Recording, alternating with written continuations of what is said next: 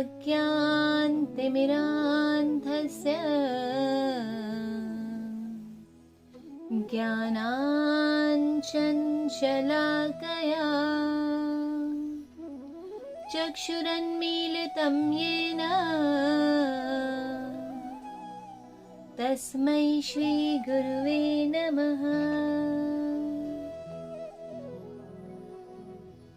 शान्ताकारं भुजगशयनं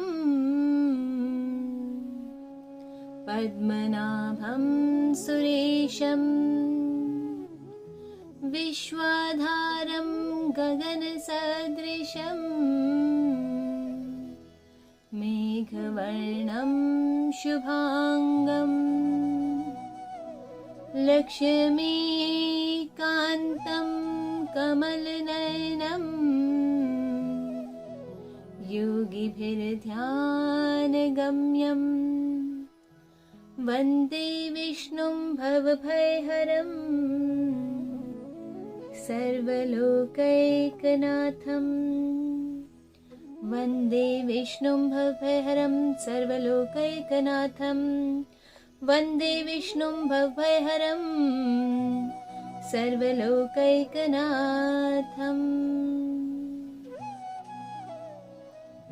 यं ब्रह्मा वरुणेन्द्ररुद्रमरुतः स्तुन्वन्ति दिव्यैस्तवैर्वेदैः साङ्गपदक्रमोपनिषदैर्गायन्ति यं सामगाः। ध्यानावस्थिततद्गतेन मनसा पश्यन्ति यं योगिनो यस्यान्तं न विदुः सुरासुरगणा देवाय तस्मै नमः।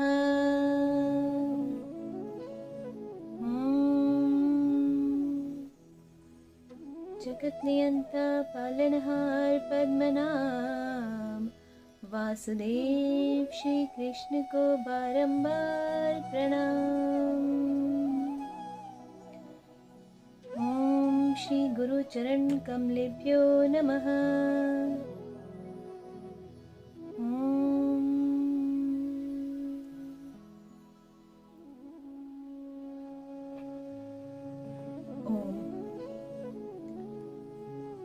कैसे हैं आप सब लोग?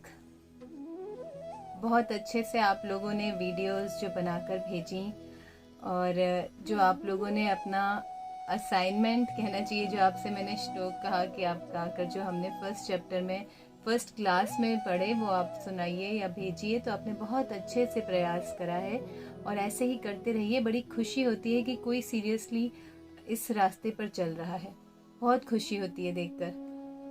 आगे भी हम ऐसे ही, मुझे लगता है, आशा है कि हम लंबा साथ जाएंगे और सब एक साथ इस रास्ते पर, इस पथ पर बढ़ते चले जाएंगे। आज हम शुरू करते हैं अपना पहले अध्याय के ही तीसरे श्लोक से स्टार्ट करेंगे और थोड़ा सा कल का लेते हुए चलते हैं, जहां हमारी बात चल रही थी कि ये युद्ध भूमि की बात चल रही थी। तो ये युद्ध कोई बाहरी युद्ध नहीं है, ये एक आंतरिक युद्ध है। ये हमें अंदर अपने हर वक्त चल रहा है और इस युद्ध का ही नतीजा है कि जन्म पर जन्म, जन्म पर जन्म, जन्म जन्मांतर से हम जन्म लेते चले आ रहे हैं और हमने इस पूरे अपने क्षेत्र को, ये जो शरीर है, इसे युद्ध भूमि बना रखा है, कुरुक्षेत्र बना रखा है। और इसे कुरुक्षेत्र से धर्म क्षेत्र कैसे बनाए, ये जो यात्रा है, ये हमें तय करनी है। जो आसुरी गुण है अंदर, जो आसुरी गुण हावी हो जाते हैं हमारे ऊपर, इन आसुरी गुणों से कैसे निकलकर देवी गुण अपनाएं और कैसे पांडवों की, देवी गुण मतलब पांडवों की सेना, और आसुरी हमारे अंदर के आसुरी गुण कौरवों की सेना। तो ये दोनों सेनाओं में लगातार द्वंद्व चलता है हमारे शरीर में, हमारे समाज में, और हम उसी द्वंद्व में फंसे रह जाते हैं, कभी कौरवों की तरफ से, कभी पांडवों की तरफ से, कभी हमारी अच्छी जो देवी वृत्तियां हैं वो हावी होती हैं, कभी हमारी आसुरी वृत्ति हम पे हावी होते हैं। हर आदमी के अंदर ये दोनों वृत्तियां होती हैं। ऐसा नहीं है कि ये आसुरी स्वभाव है तो वो हमेशा आसुरी स्वभाव वाला ही व्यवहार करेगा। आसुरी स्वभाव वाले भी देवत्व वाला व्यवहार करते हैं, देवत्व वाली स्थिति पे जाते हैं। तो ये दोनों वृत्तियां सभी के अंदर हैं। ये हर प्राणी मात्र की ये रचना जो बताई गई है, ये पूरी प्राणी मात्र की रचना है। तो इस तरीके से ही हम आगे बढ़ते हैं। अब आगे जो आज है श्लोक, और ये जो हमारा पहला अध्याय चल रहा है, जैसा कि मैंने बताया कि पहले अध्याय में भगवान ने कुछ भी नहीं कहा। दूसरे अध्याय के 11वें श्लोक से भगवान ने बोलना शुरू किया, और तब तक सिर्फ सुना उन्होंने बात, अर्जुन जी क्या कह रहे हैं, क्या है। और ये जो सारा संवाद है, ये जो सारी बातें हैं जो पहले अध्याय में बताई गई, ये जीव की मनः स्थिति बताई गई, जिसके लिए गीता गानी पड़ी भगवान को। वो किस स्थिति में जी रहा है, कैसे उसका जीवन जा रहा है, कैसे वो लगातार द्वंद्वों में फंसा हुआ है, द्वैत में फंसा हुआ है, और फिर कैसे उसे धीरे धीरे निकालने के लिए भगवान ने गीता का आरंभ किया। तो ये हमारी मनः स्थिति का वर्णन है इसमें पूरे में। तो आप इसमें थोड़ा पेशेंस रखिए लगातार, क्योंकि नाम ज़्यादा है, ऐसे तो सुनते रहिए। हाँ, ध्यान दीजिए कि अच्छा कि ये वृत्तियाँ मेरे अंदर तो नहीं आ रही कहीं पे, या ये मेरे अंदर तो नहीं है। तो ये ध्यान रखने वाली चीज़ है, सतर्कता की चीज़ है, विचार करने की चीज़ है। तो ये सब करते हुए चलेंगे, और बहुत आराम आराम से चलेंगे, जल्दी नहीं है, क्योंकि हमें कहीं जाना नहीं है, कोई रेलगाड़ी नहीं छूट रही है, हमें अपना लक्ष्य पाना है, पर बहुत तरीके से, बहुत आराम से, बहुत समझते हुए चीज़ों को, बहुत विचार और विवेक के साथ। तो ये सब करते करते ही हमें सब चीज़ें करनी है। तो अब यहाँ पर हमारा जो आज श्लोक आ रहा है, वो पहले अध्याय का 3रा श्लोक है। आप लोगों ने बहुत अच्छे से पहले वाले दोनों श्लोकों की प्रैक्टिस करी है, आगे भी करते रहिएगा ऐसे ही। तो मैं वैसे ही कल की तरह करेंगे हम। मैं बोलूँगी, फिर मैं 2 बार और रिपीट करूँगी, जो आपको मेरे साथ बोलना है। पहले बार में आप सुनिए, और दूसरी दोनों बार आप साथ में रिपीट करिए।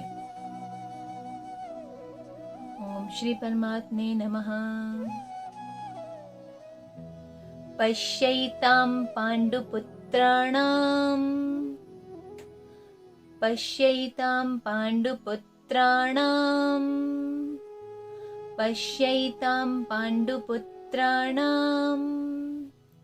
आचार्य महतीं च मूम्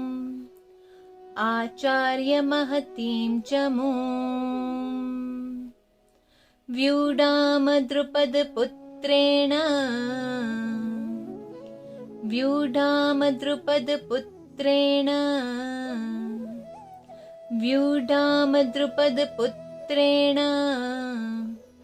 तव शिष्येण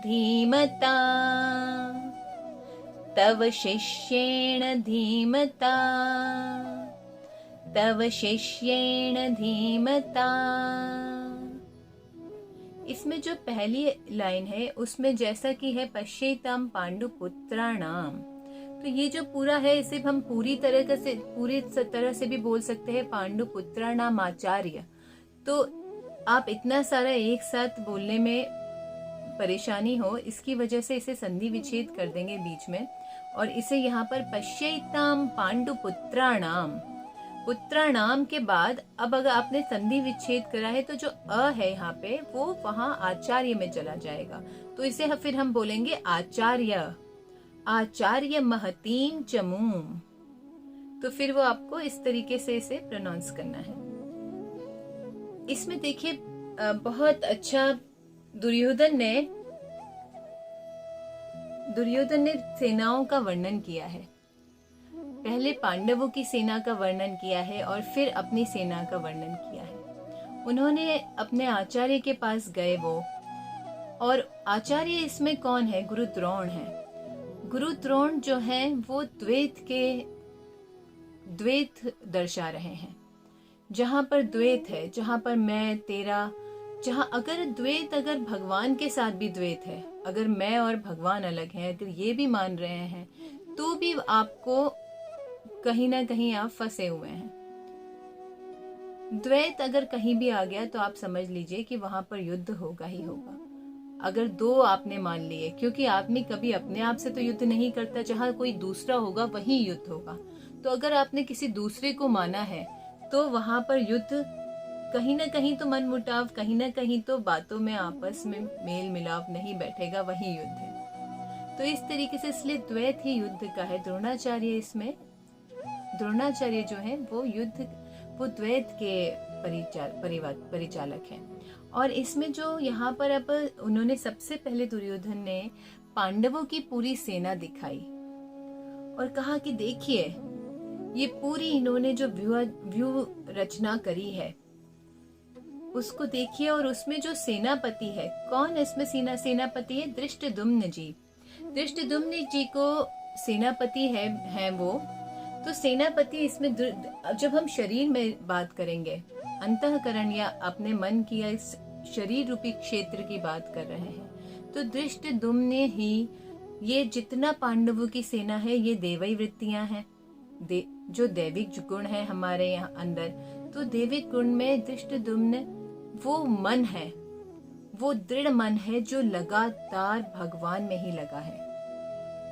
मन की जो इच्छा शक्ति है, मन की जो आपकी कि हाँ ये मतलब मुझे ये करना है तो यही करना है, जो दृढ़ मन है, जो लगातार परमात्मा में लगा है, वो ही सेनापति है से सारी देवी वृत्तियों की। क्योंकि जब मन आपका पूरी तरह से आपके वश में है और परमात्मा में लगा है, तो किसी देवी वृत्ति को लाने की जरूरत नहीं पड़ेगी, वो अपने आप सारी वृत्तियां अंदर आती चली जाएंगी। ये सब एक चक्र की तरह चलता है कि आपने जैसे आपका मन आपका भगवान में लगा, आपका मन परमात्मा की तरफ लगा, दृढ़ता से लगा, तो अपने आप आपके अंदर वो देवी शक्तियां, वो सारी क्वालिटीज जो देवताओं वाली क्वालिटीज होती हैं, वो सब आने लग जाती हैं। और मन ही, देखिए मन एक बहुत ही पावरफुल टूल है हमारे पास, असीम शक्तियां हैं हमारे मन के अंदर। इसलिए सेनापति को मन बताया। इस शरीर रूपी क्षेत्र में जो सेनापति है, जो सब कुछ मैनेज कर रहा है शरीर के अंदर, वो मन है। सेनापति मतलब जो मैनेज करेगा ना, जिसने सारा मैनेजमेंट शरीर के अंदर करा हुआ है, वो मन है। मन से ही सारा शरीर चल रहा है। आप कहेंगे मन से शरीर कैसे चल रहा है? इस पे मैं आपको छोटा सा कई चीजों का एग्जाम्पल बताती हूँ। एक यूएसए में एक बार एक शोध हुआ और कुछ मरीज रखे गए इस सर्वे में। कुछ कैंसर वाले मरीज रखे उन लोगों ने, और कुछ हेल्दी मरीज रखे, हेल्दी लोग रखे जिन्हें कोई परेशानी नहीं थी। और जो मरीज थे, जो कैंसर के लोग थे, उनको ये बोला गया कि आपकी रिपोर्ट्स, उनको रॉन्ग रिपोर्ट दिखाई गई और ये बोला गया कि आपकी रिपोर्ट्स तो नॉर्मल आ रही हैं, आपको कोई परेशानी नहीं है, कुछ छोटी मोटी है, आप थोड़े दिन रहिए वो ठीक हो जाएगा। और जो हेल्दी लोग थे उनको बताया गया कि ये आपको कैंसर है और इस तरीके से अब आपका इलाज चलेगा। फिर धीरे धीरे 5 दिन 10 दिन में ये देखा गया कि जो कैंसर वाले लोग थे वो तो ठीक होते चले गए, सब लोग, उनका कैंसर के सेल्स ही गायब हो गए। और जो हेल्दी लोग थे उनके अंदर वो कैंसर वाले सेल्स डेवलप हो गए। बताइए कैसे हो गया ये अचंभे की बात है, ये चकित होने वाली बात है कि ये चीज कैसे हुई। किसी ने कैंसर के सेल्स उनके अंदर नहीं डाले, किसी ने उनको कोई ऐसी चीज नहीं दी जिससे कैंसर हो जाए, तो फिर ऐसा कैसे हो गया उन लोगों के साथ? मन की शक्ति। उन्होंने मन में ये बात मान ली थी कि मुझे कैंसर है, और जिन मरीजों ने मन में ये बात मान ली थी कि मुझे कुछ नहीं है, मैं स्वस्थ हूँ, वो ठीक होते चले गए। आप समझ सकते हैं कितनी बड़ी बात है ये। इस समय के सिनेरियो पे अगर हम इसे देखें तो इस वक्त जो लोग ज्यादा डर रहे हैं और छोटी छोटी अपने जुकाम भी आ गया, छींक भी आ गया, तो उन्हें लग रहा है कि कहीं कोरोना तो नहीं है, कहीं ये तो नहीं है, ये तो नहीं है, वो ज्यादा खतरे में लोग हैं, क्योंकि उनके मन वैसा ही प्रोसेस कर रहा है अपने आसपास, वैसे ही एटमॉस्फेयर तैयार कर रहा है। ये कितनी खतरनाक चीज है। और अगर उसी दूसरी तरफ हम ये सोच लें कुछ है ही नहीं ये चीज, और आपका दिमाग उधर से हटा के आप सिर्फ परमात्मा में लगा दीजिए, तो देखिए आपको पता भी नहीं चलेगा ये स्टेट कब चली गई।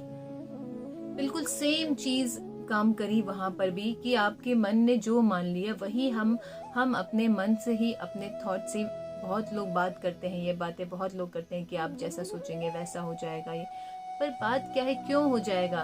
देखिए शास्त्रों में भी ये बात बताई गई है कि मन इतना शक्तिशाली है कि वो डिजाइन कर लेता है अपने आसपास, और उसकी शक्तियां ऐसी हैं कि वो सिर्फ सोचते सोचते उन्हें रियलिटी में बदल देता है। तो ये कितनी बड़ी चीज है, मतलब बहुत पावरफुल है हमारा मन।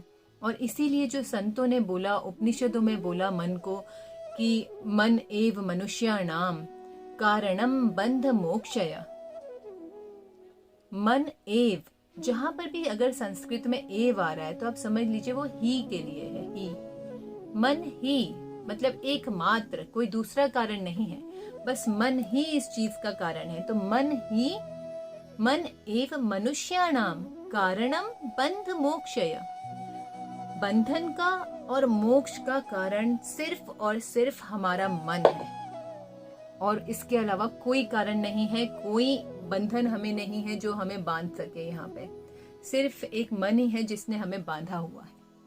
और आगे जाकर इसमें ये जो उपनिषद है, बहुत ही कहना चाहिए सारे उपनिषदों में इन चीजों को बताया गया है मन को लेके। ब्रह्म बिंदु उपनिषद में से ये श्लोक है कि मन एव मनुष्याणाम कारणम बंध मोक्षय बंधाय विषयासक्तम। बंधाय विषयासक्तम मतलब बंधन में कौन है? जो विषयों में आसक्त है। बंधाय विषयासक्तम मुक्तई निर्विषयी मना। मुक्तई, मुक्त है वो आदमी जो निर्विषय है, जो निर्विषय हो गया वही मुक्त है। तो मन की वो ताकत है कि मन ही आपको संसार में बांधा हुआ है, और मन ही आपको यहाँ से छुटा सकता है। इस पर बहुत बातें हैं। एक हमने बहुत पहले, मैं एक संत के यहाँ गई थी, एक महात्मा के यहाँ पे, और एक खूंटी पे मैंने देखा कि उन्होंने बहुत अच्छी बात वहाँ पर लिखी हुई रखी थी टांग कर। वो कह रहे कि जब भी मैं सब लोगों से कहता हूँ कि इसे देखो, कोई कुछ परेशानी लाता है तो मैं कहता हूँ इसे देखो और ये अपने घर में भी टांगो। तो उस पे क्या लिखा था? उस पे लिखा था, तन को बलि बना ले इतना, सहले सर्दी वर्षा घाम। घाम गर्मी को कहते हैं। तन को बलि बना ले इतना, सहले सर्दी वर्षा घाम। मन को बलि बना ले इतना, कष्ट न माने आठों याम। आठों याम मतलब हमारे यहाँ याम होते थे, ये 24 आवर्स को 8 यामों में बांटा गया है, 3-3 घंटे के उसमें स्लॉट्स में। तो ये 8 याम है, मतलब एक क्षण के लिए भी आपका मन कष्ट ना माने। कुछ भी हो जाए लाइफ में, कोई भी दिक्कत हो जाए, पर इस तरीके से मन को स्ट्रॉन्ग करिए, इस तरीके से मन को डिजाइन करिए, इस तरीके से मन को समझाइए कि वो लाइफ में कुछ भी होता चला जाए, उसको कभी भी किसी भी चीज में ना कष्ट महसूस ना हो। बस यही चीज अगर हम कर लें तो जीवन बिल्कुल आनंदमय बन जाए। प्रसन्नता ही प्रसन्नता चारों तरफ, पूरे घर में सब प्रसन्नता में डूब जाए, ऐसी स्थिति हो सकती है अगर हम मन को अपने वश में कर पाए। और मन को वश में करना कोई बड़ी बात नहीं है, बहुत राजा बेटा है ये। अगर आपने एक दृढ़ निश्चय करा है, आपकी बुद्धि आपके साथ है, तो आप बुद्धि के साथ मिलके बहुत समझदारी से इसे बहुत प्यार से समझा सकते हैं, और प्यार से समझाएंगे तो वो समझ भी जाएगा। इसी पर एक और बात याद आ गई, अचानक बोलते बोलते एक संत की मुझे एक बात याद आ गई। आप लोगों ने शायद नाम भी सुना हो, स्वामी राम तीर्थ जी का। इनका ब्रह्मलीन स्वामी राम तीर्थ जी, इनके बहुत सारी बातें हैं, मुझे बहुत बचपन से मेरे प्रिय हैं ये बहुत ज़्यादा। मैंने इनकी शुरू से कहानियाँ सुनी, इनकी बातें सुनी, इनकी किताबें पढ़ी, और अद्वैत वेदांती हैं वो थे।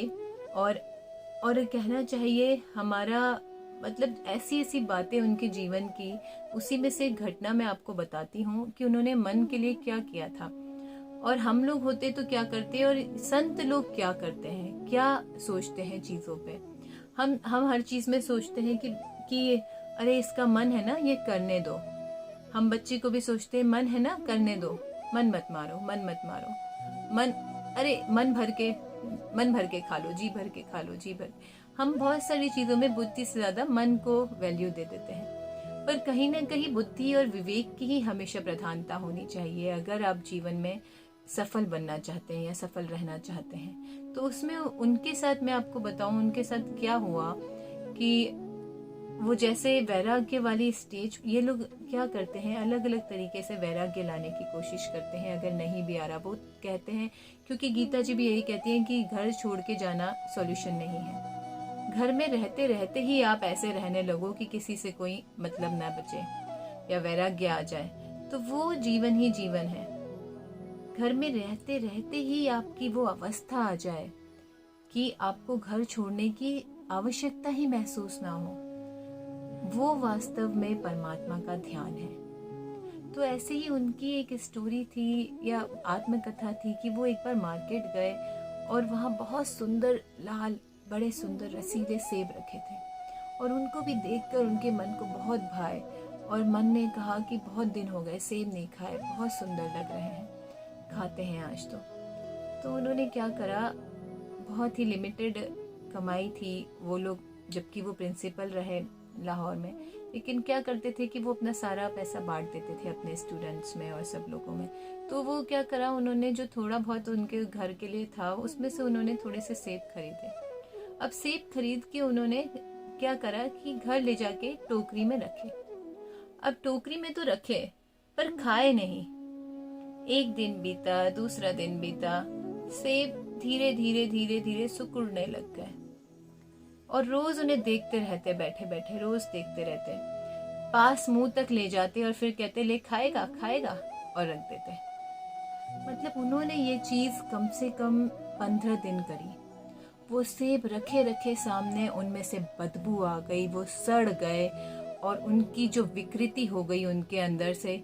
तो उसे देख देख के फिर उन्होंने अपने मन को ये बात कही कि देख इसकी असली स्थिति ये है, और अब खाएगा इसे। तो जो उन्होंने इस तरीके से अपने मन को उसे डिजाइन कर दिया कि अब उन्होंने सेब के साथ ऐसा काम कर दिया कि कभी जीवन में अगर सेब दिख जाएगा तो कभी उनका मन ही नहीं करेगा, क्योंकि उन्होंने उसका नेगेटिव पार्ट भी उस मन को बहुत अच्छे से दिखा दिया, और ये भी दिखा दिया कि खाने नहीं दूंगा तेरा, कि मन कितना ही कर रहा है पर मैं तुझे खाने नहीं दूंगा इसे। तो ये जो एक इन लोगों का, संतों का तरीका होता है, ये जिस तरीके से हमें मतलब कहना चाहिए, जिस तरीके से ये साधना पथ पे आगे बढ़ते हैं और जिस तरीके से ये लोग डिजाइन करते हैं अपने लिए, अपने ही चारों तरफ जो सर्कल डिजाइन करते हैं, वो बहुत ही अलग होता है। और इन सब चीजों से हम ज्यादा नहीं तो थोड़ी थोड़ी चीजों पे तो ला सकते हैं कि हाँ, हर चीज में हमेशा मन की नहीं सुननी है, अपना विवेक बुद्धि भी काम में लेनी है। हमें बुद्धि इसीलिए मिली है कि हम विवेक का इस्तेमाल करें। तो यही बात है यहाँ पर जो है कि दृष्ट दुम्न वो दृढ़ मन है जो परमात्मा में निरंतर लगा है, और जैसे ही आपका मन परमात्मा में लगता है तो अपने आप ऑटोमेटिकली आपके अंदर देवी गुण आने लग जाते हैं। आप देखिए, जो अगर आपका मन बहुत शांत है, बहुत प्रसन्न है, उस दिन आपको मन है और परमात्मा का ध्यान भी हो रहा है, तो आपका मन नहीं करेगा कि मैं किसी से ऊंची आवाज में भी बात करूं, किसी को कष्ट भी पहुंचाऊं। अपने आप वो जो अंदर की प्रसन्नता होगी वो बाहर तक झलक कर आएगी। तो ये सारी फिर वो देवी गुण कि आपके जो सारे देवी गुण आपको बताए जाएंगे अभी इसमें, वो सब आपके अंदर आने लग जाएंगे। तो ये सारा, इसीलिए मन को, जो दृढ़ मन है उसको नायक बताया गया, सेनापति बताया गया। दृष्ट दुम्न का उसमें बताया गया कि दृष्ट दुम्न मन की तरह है, और वो सारी पूरी सेना का वो अधिपति कर रहे हैं, सेनापति हैं। इस तरीके से इसमें पूरा उन्होंने वर्णन किया है। हमारे ये जो सारा मैं अभी आपको बता रही हूँ, ये हमारे परम पूज्य श्री परमहंस अड़गड़ानंद महाराज जी का है। उन्होंने ये सब चीज़ें बहुत अच्छे तरीके से यथार्थ गीता में बताई हैं कि किस तरह से आंतरिक युद्ध चल रहा है हमारा। तो ये सब चीज़ें उसकी हैं। आगे हम और भी कई संतों की चीज़ें लाएंगे जो जो हमें जहाँ जिनकी अच्छी लगी, और ख़ास तौर पे स्वामी अड़गड़ानंद जी की और ब्रह्मलीन स्वामी पूर्णानंद जी की, इन लोगों की जो मैंने चीज़ें पढ़ी और देखी, तो आप और जो अनुभव में आई चीज़ें जब आप भी सुनेंगे तो आपको वो चीज़ें ऐसी, मतलब हमारे विवेक बुद्धि में भी वो चीज़ उतरनी चाहिए, वही चीज़ जिसको हमारा मन स्वीकृति दे पाए। क्योंकि हमारे यहाँ देखिए 3 प्रमाण माने गए हैं। अगर शास्त्रों में जो बताया गया, वेदों में जो बताया गया, 3 किसी भी चीज की सत्यता जानने के लिए आपको उसे 3 प्रमाणों से देखना पड़ेगा। पहला प्रमाण होता है शास्त्र, कि शास्त्रों में क्या लिखा है। दूसरा होता है गुरु, कि हमारे गुरुजन संत जन क्या बता रहे हैं। और तीसरा होता है अपना अनुभव, आपका अपना अनुभव, आपका अपना विवेक क्या बता रहा है। जब ये तीनों चीजें किसी चीज पर सटीक बैठती हैं, एक ही निर्णय पर अगर तीनों चीजें जा रही हैं, मतलब आप बिल्कुल सही रास्ते पर हैं, आप सत्य के रास्ते पर हैं। बिल्कुल ऐसे ही हमने बहुत सारी चीजें चुन चुन के और जगह जगह से ढूंढ के इकट्ठी करके आपके लिए लेकर आए हैं, ताकि हम एक बहुत ही सुहावने सफर पर साथ चल पाएं। तो इस तरीके से हम आगे बढ़ते हैं। अब इसमें जो चौथा श्लोक है, इसमें आप देखिए कम से कम दुर्योधन जी ने 15-20 योद्धाओं के नाम लिए हैं, और इसमें ये सारे योद्धा जो हैं, हम ये तीनों श्लोक एक साथ ही लेंगे तो इसमें जो सारे योद्धा दिए हैं वो कोई और नहीं है, वो हमारी देवई वृत्तियां ही हैं। देवई गुण जो मैंने आपको बताया, देवई गुण है जो अलग अलग रूपों में अलग अलग नाम के हिसाब से इसमें बताए गए हैं। चलिए स्टार्ट करते हैं।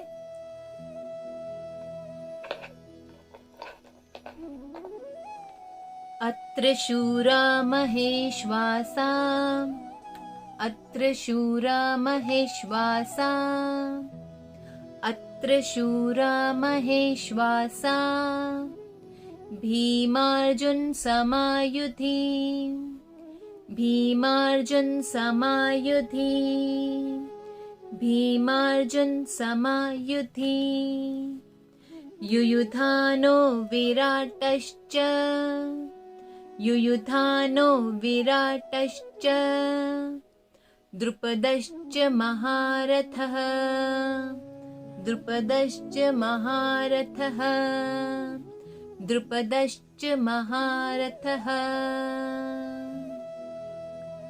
दृष्टकेतुश्चेकितानः, दृष्टकेतुश्चेकितानः, दृष्टकेतुश्चेकितानः, काशीराजश्च वीर्यवान्, काशीराजश्च वीर्यवान्, पुरुजित कुन्तिभोजश्च, पुरुजित कुन्तिभोजश्च, शैब्यश्च नरपुङ्गवः, शैब्यश्च नरपुङ्गवः, शैब्यश्च नरपुङ्गवः, युधामन्युश्च विक्रान्त, युधामन्युश्च विक्रान्त, उत्तमौजाश्च वीर्यवान्, उत्तमौजाश्च वीर्यवान्, उत्तमौजाश्च वीर्यवान्, सौभद्रो द्रौपदेयाश्च, सौभद्रो द्रौपदेयाश्च, सौभद्रो द्रौपदेयाश्च, सर्व एव महारथः, सर्व एव महारथः, सर्व एव महारथः,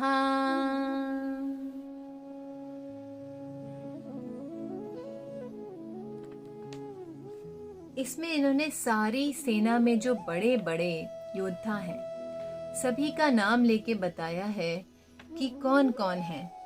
जैसे महेशवासा, महेशवासा अगर इसे संधि विच्छेद करके देखें तो महेश मतलब महान ईश और वास मतलब जो महान ईश के पास वास करने में मदद करे, वो महेशवासा। वही महेशवासा है, वही देवई गुण है जो आपको महान ईश के पास वास कराए, वो देवई गुण। क्योंकि देवई गुणों की बात चल रही है ना, ये सारे योद्धा जो हैं, ये सारे योद्धा हमारे देवई गुण हैं, जो हमारे शरीर में देवताओं वाले गुण हैं, उन गुणों की बात चल रही है जो गुण हमें परमात्मा के और निकट ले जाते हैं। तो इसमें जो पहला बताया इन्होंने वो बताया बहुत सारे शूरवीर हैं। पहले बताया अत्र शूरा, और इस सेना में बहुत शूरवीर हैं और उन शूरवीरों में महेशवासा, महेशवासा मतलब जो महान ईश के पास वास कराए। भीम है, अर्जुन है, भीम अर्जुन, भीम और अर्जुन भाव और अनुराग, जो भाव और अनुराग आपका परमात्मा के अंदर है वही आपको परमात्मा से मिलाता है। इसलिए भाव का होना बहुत जरूरी है। भाव और प्रेम जो भगवान में है वो बहुत बड़ा देवई गुण है। इसीलिए अर्जुन को अनुराग बताया है, क्योंकि अर्जुन प्रेम के प्रतीक है, भाव के प्रतीक है। परमात्मा भाव और प्रेम से ही मिलते हैं। तो ये जो अनुराग बताया कि भीम और अर्जुन अनुराग और भाव हो गए। फिर सात्यकी, सात्यकी है सात्विक वृत्तियाँ। जो सात्विक वृत्तियाँ आपके शरीर में उठती हैं, सात्विक वृत्तियाँ, वो आपको परमात्मा के निकट ले जाती हैं। फिर विराट, विराट नाम ही जैसे कि बताता है, विराट मतलब व्यापक, जो सर्वत्र व्यापक है, जो सर्वत्र फैला हुआ है, वह प्रभु, उसके बारे में ध्यान करना। जो सर्वत्र फैला है वही एकमात्र प्रभु, वो विराट, विराट स्वरूप। और विराट की धारणा करके फिर द्रुपद, द्रुपद, इसमें ये सब राजाओं के नाम हैं जो बताए गए हैं, जो इनकी सेना में है, जो मेन है, उनका मैं आपको बताती जा रही हूँ कि कौन सा देवई गुण होना चाहिए शरीर में। तो जो अचल, जिस मन स्थिति जो हमारी बहुत दृढ़ता के साथ अचल तरीके से अचल स्थिति में है, उसे कोई डिगा नहीं सकता, वही द्रुपद है यहाँ पर, वही राजा द्रुपद है। और धृष्ट केतु मतलब दृढ़ कर्तव्य, जो कर्तव्य में अपने पक्का है, जिसका कर्तव्य जो कुछ भी हो जाए अपना कर्तव्य नहीं छोड़ सकता। अब आप कहेंगे कर्तव्य क्या है, तो ये बहुत बड़ा सवाल है कि आखिर कर्तव्य क्या है, ये पता होना बहुत जरूरी है। कर्तव्य जो गीता जी में बताया, वर्णित आएगा अभी आगे, जो हमारा कर्तव्य यहाँ आखिर है क्या, हमें क्या कर्तव्य करना चाहिए, ये आगे श्लोकों में बताया जाएगा। तो वो कर्तव्य जब आप करेंगे तो वो कर्तव्य करते करते जो देवी गुण होगा वही आपका कर्तव्य है, वही आपका धृष्ट केतु है, धृष्ट केतु।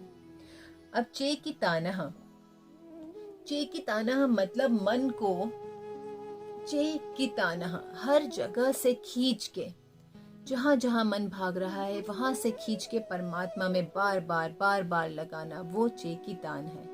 तो उसके लिए चेकितानः कहा गया है। अब चेकितानः के बाद इसमें बहुत सारे आपको बताए गए हैं, जो सारे काशीराज, पुरजित, पुरजित इसमें पुर इस शरीर को कहा गया है। पुर मतलब नगर, यहाँ पर नगर क्षेत्र हम शरीर को मान रहे हैं। तो जिसने इस शरीर पर विजय प्राप्त कर ली, पुरजित, तो वो पुरजित है। और कुंती भोज, शैब्य, पराक्रमी युद्धामन्यु, बलवान, उत्तम औजा, सौभद्रा पुत्र अभिमन्यु एवं द्रौपदी के 5 पुत्र, ये सभी महारथी, ये सभी महारथियों की बात है। ये सारे महारथी वहाँ उस क्षेत्र में दुर्योधन की सामने वाली टीम में है, मतलब देवी गुण वाली वृत्तियां ये जो है सारी। आज हमने यहाँ 6वें श्लोक तक करा है। इसके बाद अब कल से 7वां स्टार्ट करेंगे। यहाँ तक हमने सिर्फ अभी जो बताया है वो अर्जुन की सेना, जो पूरी पांडवों की सेना है, वहां तक का वर्णन है। कल से दुर्योधन की सेना का वर्णन आएगा और ये सेना आप समझ ही गए होंगे कि ये सेना क्या है।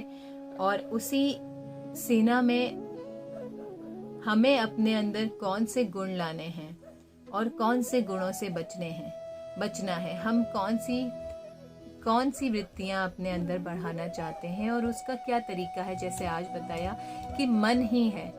अगर आपने अपने मन को दृढ़ता से भगवान के चरणों में लगा दिया तो ये देवई गुण अपने आप आने लग जाएंगे। क्योंकि लोग पूछते हैं कैसे जाएं, पांडवों की टीम में कैसे जाएं या कैसे देवई गुण बढ़ाएं अपने अंदर, तो उसका कोई तरीका नहीं है। एकमात्र बस यही तरीका है कि आप अपने अंदर भगवान में प्रेम बढ़ाइए।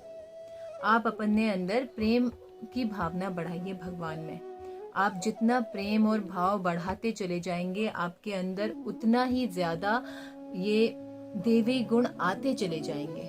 क्योंकि परमात्मा जहाँ रहता है वहाँ तो देवी गुण आएंगे ही आएंगे।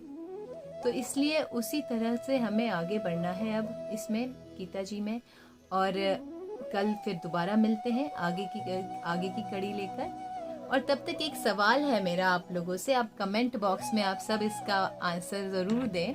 हम काफ़ी लोगों से सुनते हैं कि श्रीमद् भागवत गीता पढ़ लेते हैं, कई लोग बोलते हैं, कई लोग।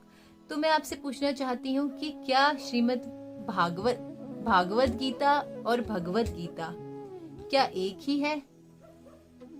पहली चीज कि क्या ये, पहला सवाल कि क्या ये एक ही है दोनों? अगर नहीं है, दो हैं, तो क्या है? दोनों में अंतर बताइए। आप कमेंट बॉक्स में मुझे ज़रूर इसका आंसर दीजिए। और मुझे आशा है कि इसमें बहुत लोग होंगे जो सही आंसर मुझे दे पाएंगे। आप सबका बहुत बहुत धन्यवाद। और करते रहिए, लगे रहिए भगवान के पथ में। भगवान आपको सद्बुद्धि दे, इस रास्ते पर बढ़ते चले जाएं और हमारा साथ बना रहे। ओम पूर्णमदः पूर्णमिदं पूर्णात् पूर्णमुदच्यते पूर्णस्य पूर्णमादाय पूर्णमेवावशिष्यते। ओम शांति शांति शांति। हरि ओम तत्सत्, हरि ओम तत्सत्, हरि ओम तत्सत्। ओम।